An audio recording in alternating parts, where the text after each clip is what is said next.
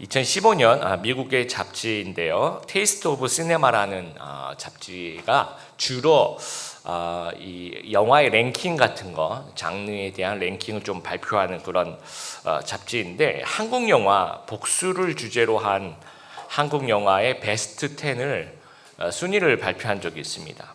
1위로 올랐던 영화는 이 박찬욱 감독의 복수 시리즈 3부작, 이게 이제 DVD로 나와 이렇게 묶여 있는 것이 있습니다. 복수는 나의 것, 올드보이, 친절한 금자씨, 이 세 가지를 이제 한 DVD로 묶어 있는 그 3부작을 이제 1위로 선정을 했습니다. 올드보이 보신 분 기억이 나겠지만, 이 15년 동안 갇혀서 이제 만두만 먹고 있죠. 그러면서 이제 그 유명한 대사 있지 않습니까? 누구냐 너, 누구냐 너, 이렇게 물어보죠. 그랬더니 이제 상대방에서 이런 질문이 잘못되었다. 누구냐 너, 이렇게 물어보지 말고 왜 너를 15년 동안 가두었을까? 그것에 대해서 한번 생각해 봐라 하면서 이제 어떤 치밀한 복수가 일어나는 겁니다. 친절한 금자씨도 마찬가지죠. 억울하게 이제 13년 동안 감옥 생활합니다. 누구랑 비슷하죠? 요셉도 노예 생활 10년, 감옥 3년, 그래서 억울하게 13년 동안 고생하는데, 진범이 따로 있는데 13년 동안 감옥 생활합니다. 그러면서 되게 친절하죠, 그렇죠? 보신 분들 왜 친절합니까? 복수를 하기 위해서 진범을 잡기 위해서 이제 나가서 이 진범이 그 연쇄 유괴 살인범을 잡아서 이렇게 치밀한 어떤 복수극을 꾸미게 됩니다. 각각 한 300만 명 이상 관람하고, 올드보이 같은 경우에는 미국 사람들이 헐리우드에서 이제 리메이크를 할 정도로 되게 인기가 많았습니다. 왜 이런 것들이 이제 우리에게 인기가 많냐면, 이제 복수하는 이 스토리는 이게 굉장히 대리 만족을 줘요. 통쾌한 어떤 카타르시스를 느낀다라는 겁니다. 오늘 우리가 읽었던 본문에 보면 이제 7년 풍년이 끝나고 이제 흉년으로 이렇게 들어갑니다. 그래서 형들이 곡식을 사러 이제 이집트에 들어오는 겁니다. 그리고 이집트의 그 총리인 동생을 보면서 뭘 합니까? 제일 처음에 절을 하는 거죠. 근데 요셉은 형들이구나 이렇게 딱 알아보죠. 근데 형들은 이제 도저히 못 알아봅니다. 그럴 거라 생각 자체를 못 하니까요. 요셉은 형들을 보자마자 이제 뭐라고 얘기하냐면, 아주 엄한 목소리로 당신들은 정탐꾼입니다 라고 얘기를 하는데, 이거를 한 번 얘기하는 것이 아니라 9절에서 너희는 정탐꾼이다, 이 나라를 엿보러 왔다 라고 얘기를 하고, 12절에도 이게 정탐꾼이라는 단어를 사용하지 않지만 너희가 이 나라의 틈을 엿보러 왔다 라고 또 얘기를 하고, 14절에도 너희는 정탐꾼이다 라고 얘기를 하고, 16절에도 정탐꾼, 그러니까 이 정탐꾼이라는 그 단어만 3번 얘기하고, 또 4번을 걸쳐서 너희는 정탐꾼이라고 이렇게 얘기를 하고, 감옥에 3일을 있게 합니다. 그래서 이 얘기를 보면서 이제 저도 어렸을 때 요셉이 참 복수하는 이야기가, 형들이 막 절을 해요. 감옥에 한 3일 보내요. 좀 통쾌하다. 그래서 이건 아까 복수 3부작 있지 않습니까? 복수는 나의 것, 올드보이 요셉 이런 거 있지 않습니까? 친절한 요셉 씨 이러면서 이런 어떤 복수 시리즈라고 생각을 했는데, 그렇게 이해하면 좀 곤란하다라는 겁니다. 그러니까 우리가 이제 이렇게 오해하는 경우가 있어요. 요셉이 처음에 좀 복수를 하다가 나중엔 요셉이 인격이 너무 훌륭한 거예요. 그래서 이러면 안 되겠구나, 용서해야 되겠구나라고 생각한다면, 이거는 이 전체 내용에 있어서 조금 오해가 될 수 있는 부분이 있어요. 왜 전 이제 복수극이 아니라고 생각하는지 그 이유가 크게 3가지인데, 첫 번째는요, 이미 요셉의 아들들, 지금 이제 창세기 42장인데 창세기 41장 51절 52절에 요셉이 이제 결혼해서 아들 이름을 짓는데, 첫 번째 아들 이름이 뭐죠? 므낫세라고 지어요. 근데 므낫세의 뜻이 뭡니까? 잊어버렸다는 뜻입니다. 이 과거의 상처를 내가 청소했다라는 얘기예요. 그리고 둘째 아들의 이름을 뭐라고 짓습니까? 에브라임이라고 지어요. 에브라임 뜻이 뭡니까? 번성하다, 창성하다, 이런 뜻입니다. 이거는 굉장히 현재와 미래지향적인 이름이에요. 그러니까 아들의 이름을 지으면서 므낫세라고 부를 때마다 나는 잊어버렸다.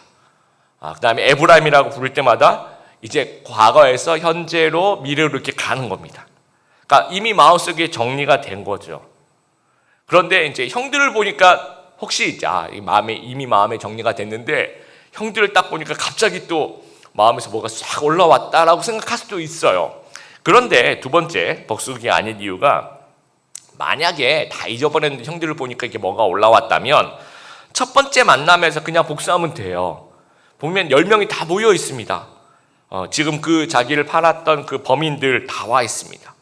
그런데 요셉, 만약에 우리 같으면 이제 공개적으로 다 모여 있으니까 형들 저 모르시겠어요?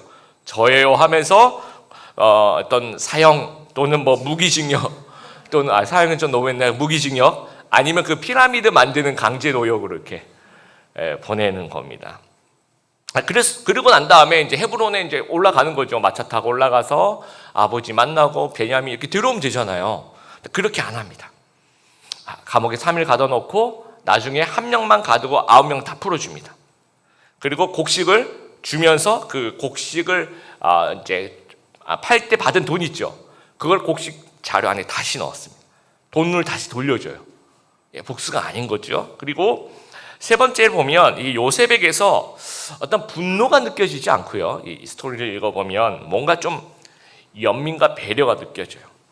막강한 힘을 가진 자는 분노할 수 있습니다. 분노를 표현할 수 있는데 요셉은 뭘 하냐면 울어요. 한 번 우는 게 아니라 3번을 웁니다. 총. 첫 번째 방문에서 형들이 막 자기들끼리 얘기해요. 우리가 그때 요셉한테 나쁜 짓을 해서 우리가 벌 받나 봐. 이제 이런 얘기를 들으면서 울어요. 그리고 나중에 두 번째 베냐민이 방문했을 때 베냐민을 보면서 울어요. 그리고 나중에 이제 베냐민을 위해서 형들이 막 빌 때 그때 또 엉엉 웁니다. 크게 3번을 울어요. 복수가 아니란 얘기죠. 왜 웁니까? 슬픔이 복받쳐 오르는 거죠. 또 이게 서로에 대한 그 연민의 감정이 이제 올라오는 거죠. 또 서로가 겪었던 그 상황에 대한 그 안타까움이 복수가 아니라 그것이 더 앞서는 감정이라는 겁니다. 그러면 복수극이 아니라면 요셉은 형들을 붙잡고 지금 무엇을 하고 있는 것입니까? 그래서 우리가 처음에는 막 복수를 하려고 했는데 요셉이 인격이 훌륭해서 용서를 하는, 그렇게 생각하면 그보다 더 큰 스토리가 숨어 있는 거예요. 자, 요셉은 17살 때 당시 이제 형들이 이제 자기들에게 또 부모님까지 포함한 자기들에게 절하는 꿈을 꿨는데 그게 무슨 꿈인지 이해를 못했다라는 거예요. 노예 10년, 또 감옥 3년, 풍년 7년, 또 흉년 2년, 지금 현재 그 이후에 한 22년 정도 지났다고 봐요. 그러니까 지금으로서 나이는 아마도 이 시점에서 요셉이 한 40쯤 되었을 거라고 생각합니다. 산전수전 다 겪었죠. 노련함이 있죠. 그러면서 자신의 인생을 이제 형들에게 이야기하면서 자신의 인생을 이렇게 한 줄로 또 요약해요. 창세기 45장 5절부터 8절까지 우리 주보에 나와 있는데 여러분 눈으로 보시면서 제가 한번 읽어보겠습니다. 형들에게 요셉이 이렇게 얘기하면서 자기의 인생을 요약하는 거예요. 하지만 이제는 염려하지 마세요. 저를 이곳에 판 일로 마음 아파하지 마세요. 하나님께서 저를 형님보다 먼저 이곳에 보내셔서 사람들의 생명을 구하게 하신 것이니까 벌써 2년 동안 땅에는 식물이 자라지 않고 있어요. 더구나 앞으로도 5년 동안은 심지도 못하고 거지지도 못할 것입니다. 그래서 하나님께서는 형님들과 형님들의 자손이 살아남도록 하려고 저를 먼저 이곳에 보내신 것입니다 라고 이야기를 합니다. 이제는 꿈의 의미를 이해했어요. 하나님 계획도 이해했고요. 또 아브라함에게 주신 예언, 이스라엘 백성이 어떤 나라로 이주했다가 한참 한 400년 정도 시간이 지난 후에 다시 하나님이 주신 그 가나안 땅으로 들어가게 되는 그 아브라함에게 주신 그 예언을 다 이해했어요. 그래서 나중에 요셉이 이제 죽을 때도 유언을 합니다. 우리 주보의 설교 노트 창세기 50장 25절 보세요. 그리고 나서 요셉은 이스라엘의 아들들에게 약속하게 했습니다. 형님들이 이집트에서 나가실 때 내 뼈도 옮겨가겠다고 약속해 주세요. 이 사실을 그러니까 꿈이 또 아브라함의 예언을 너무너무 잘 이해하는 겁니다. 그래서 출애굽기 13장 19절에 모세는 요셉의 유고를 가지고 나왔습니다. 그 예언이 성취가 되는 거죠.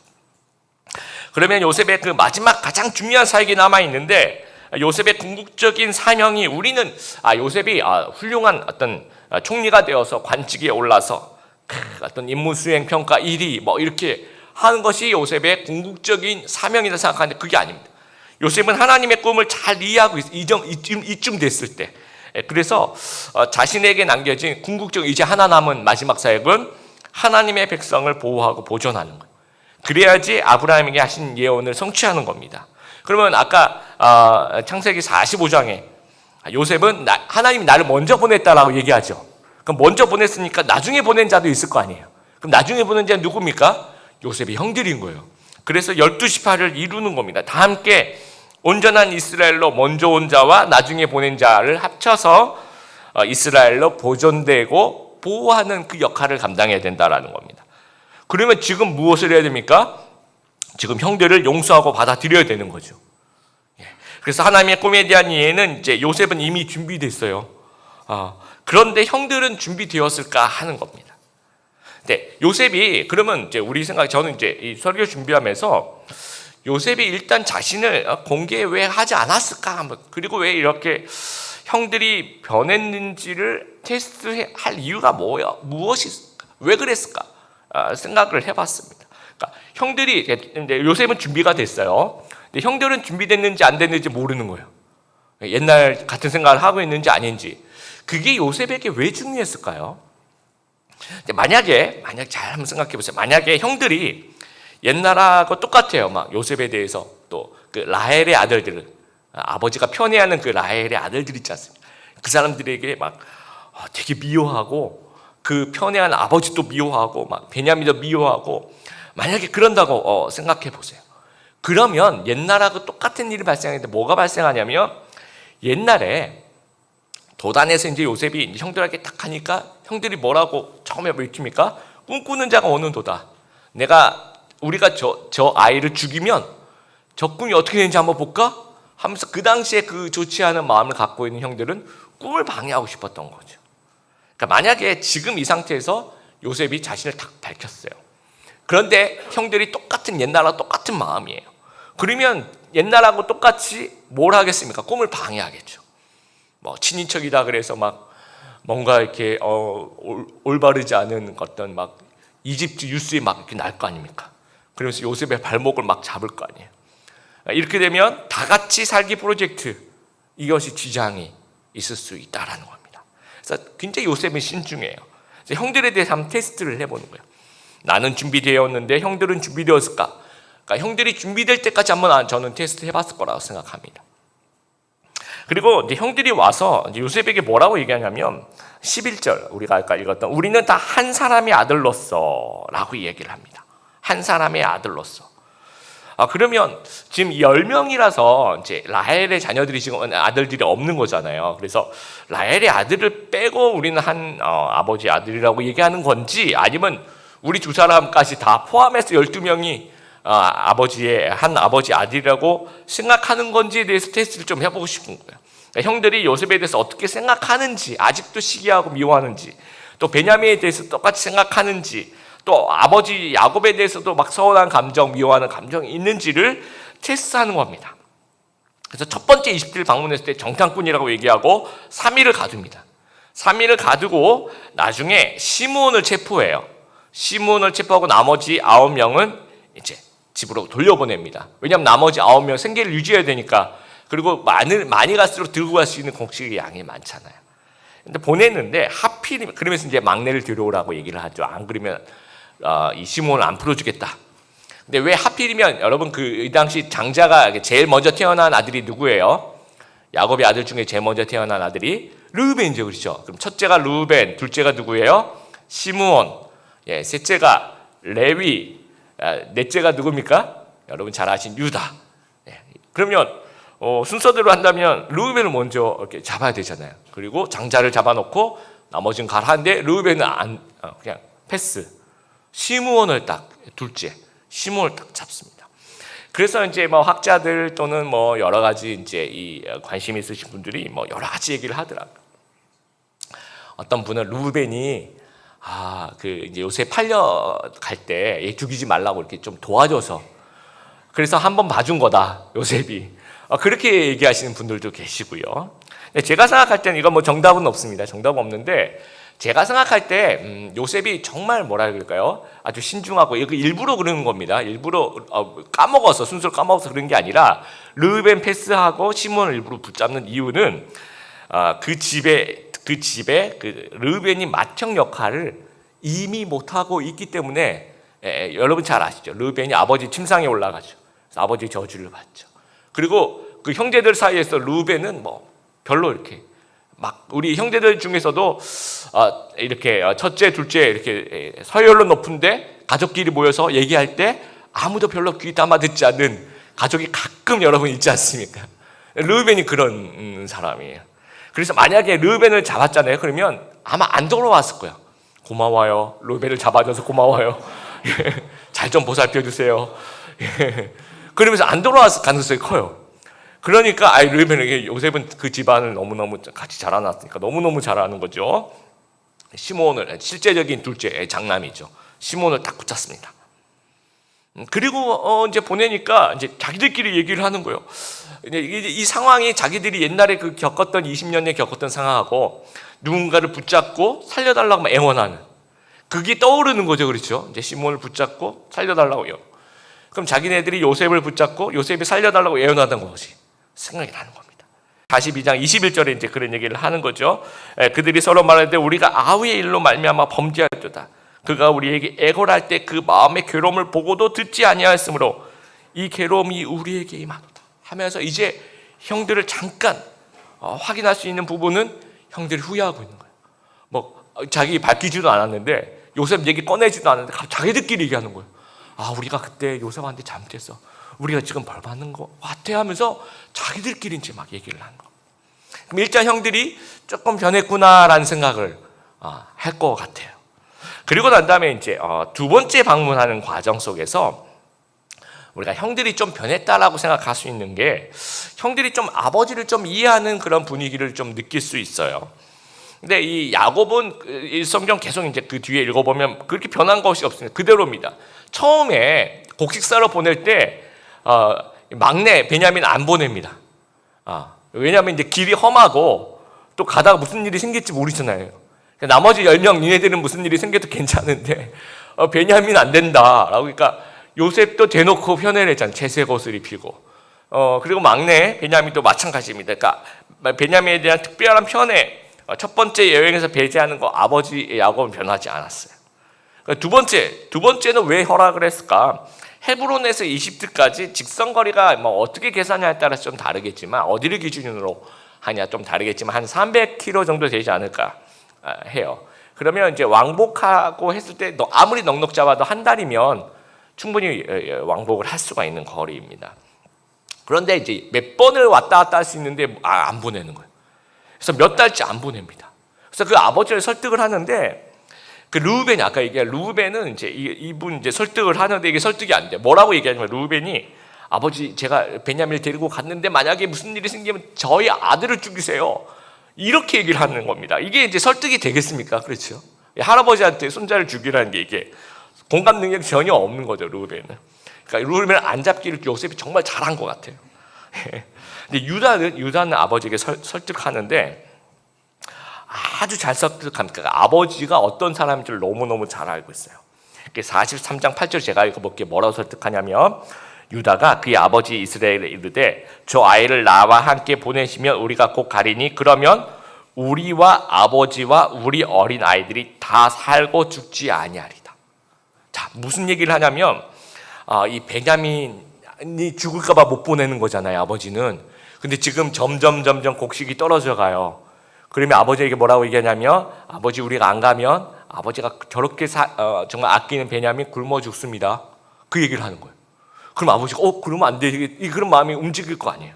그래서 이거를 좀 의역하면 제가 만약에 좀 쉽게 번역한다면 아버지 안 가면 우리 전부 다 100% 베냐민까지 아버지도 저도 우리 다 죽어요.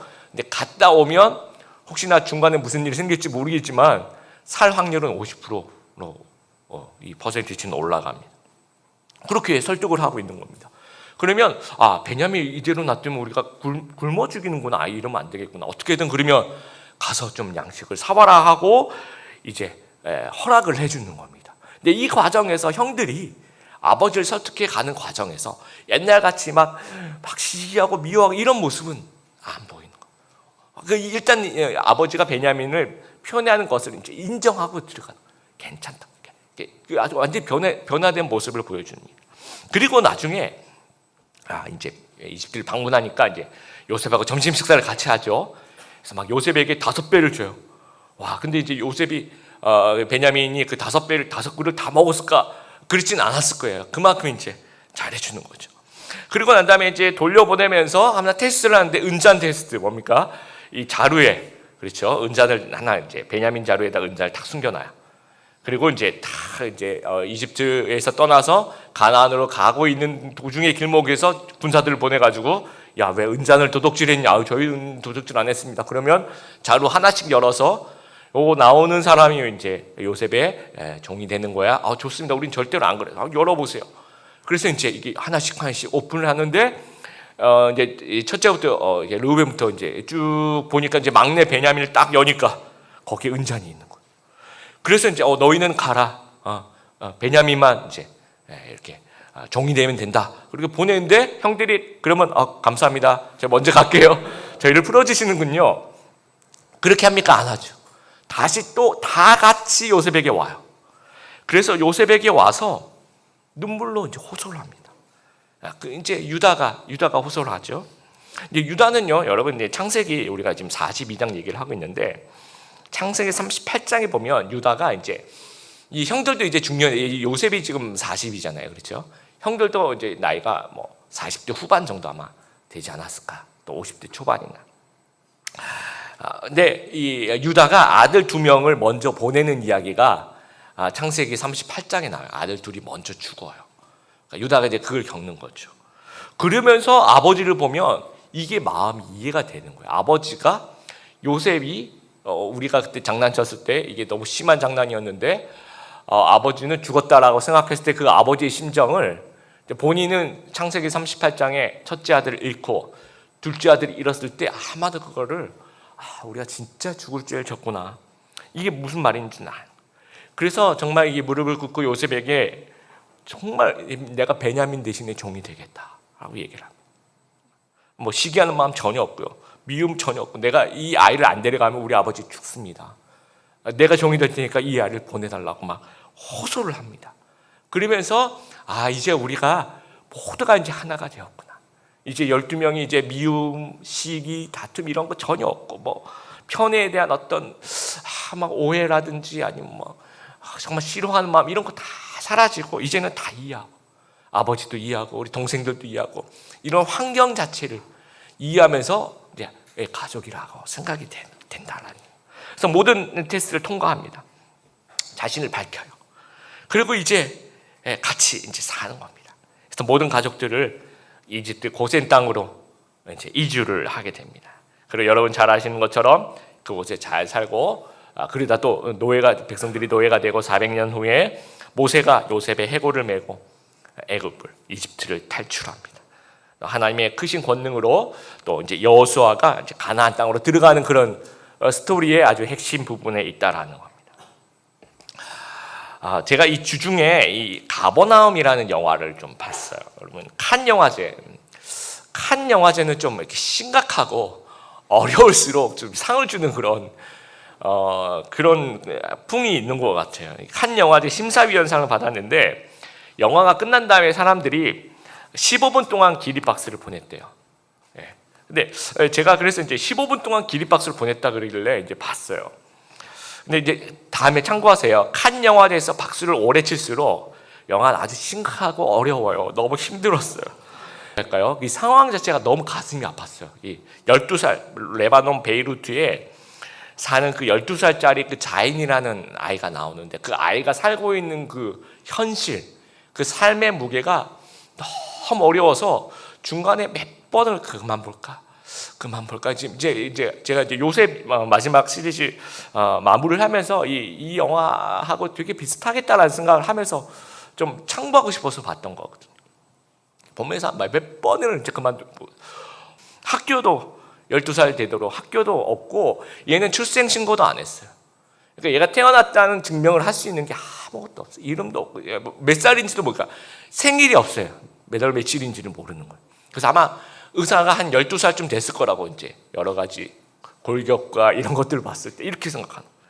그리고 이제 이 동생들 되게 많죠. 근데 이제 자기보다 1살 어린 그 여동생이 생리를 시작한 거예요. 그러니까 이제 이 12살 애가 깜짝 놀래가지고, 우리 같으면 생리를 시작하면 우리도 이제 깜짝 놀라겠지만 처음이라서 이제 얘네들은 왜 놀래냐면 너 생리하면 부모님이 너 시집 보낸다. 그러니까 얘 집이 가난하니까 빨리 한 입이라도 줄여야 되는 거죠. 그래서 생리를 시작하자마자 바로 이제 또 다른 데 보내는 거예요. 그러니까 이걸 숨기려고 막 안 그런 척하면서 둘이서 이제 막 그런 얘기들이 막 너무 가슴 아파요. 그래도 이제 부모님이 한 입이라도 줄여야 되니까 이제 여동생을 또 보내요. 그러면 이제 거기에 이제 화가 나가지고 이제 막 싸워요. 그리고 가출을 하게 됩니다. 가출해 가지고 또 살기 위해서 닥친 대로 12살짜리 장사를 하는데 그 장면이 너무 이제 가슴이 아픈 거예요. 그리고 이제 또 감옥에 가게 돼요. 감옥에서 이제 부모를 고소합니다. 그 고소 내용이 뭐냐면 왜 나를 태어나게 했느냐는 거예요. 왜 나를 태어나게 해서 이렇게 고생하게 하느냐라는 거예요. 그래서 이 전문 배우들을 쓴 게 아니고요. 이 감독이 이제 여성 감독인데 진짜 자기 그 영화에 나오는 그 스토리를 삶을 살고 있는 것 같은 사람들을 길거리에서 캐스팅한 거예요.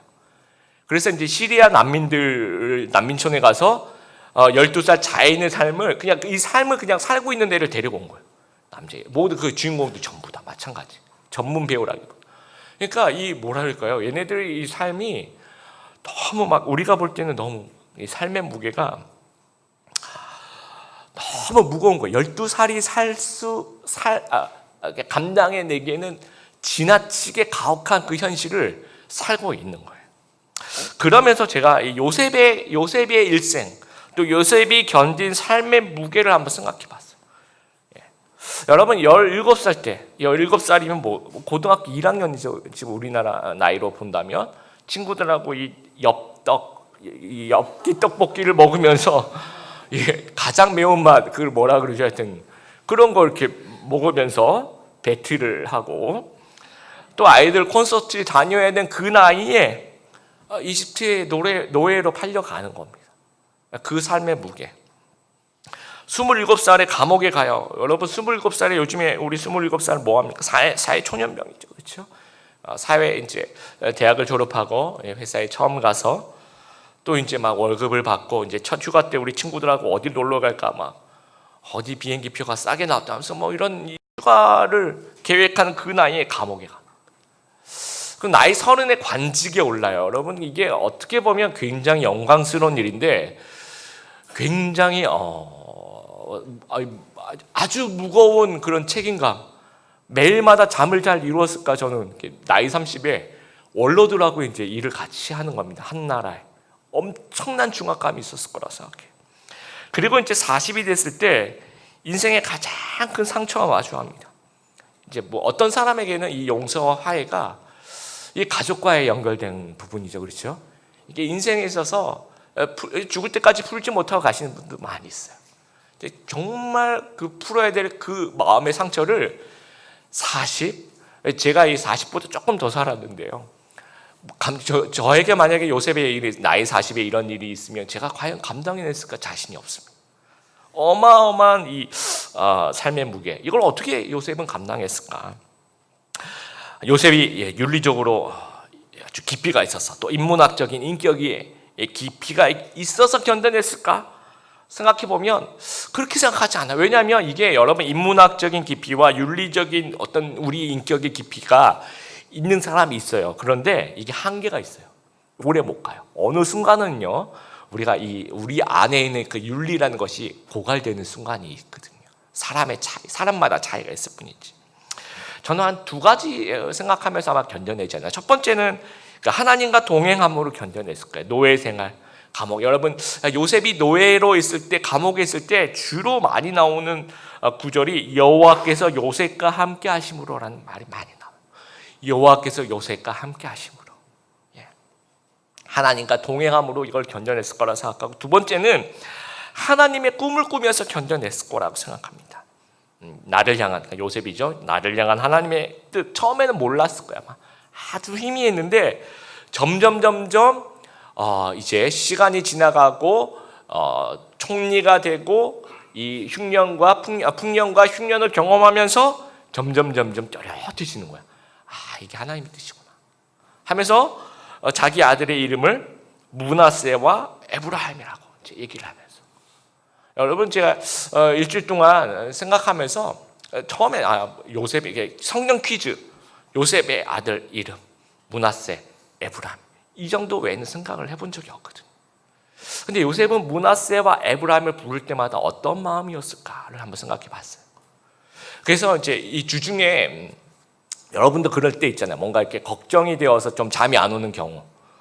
최근에 그런 적이 있으셨나요? 뭐 늘 그런 적이 있죠. 막 별것도 아닌데 막 이런 걱정하고 저런 걱정할 때.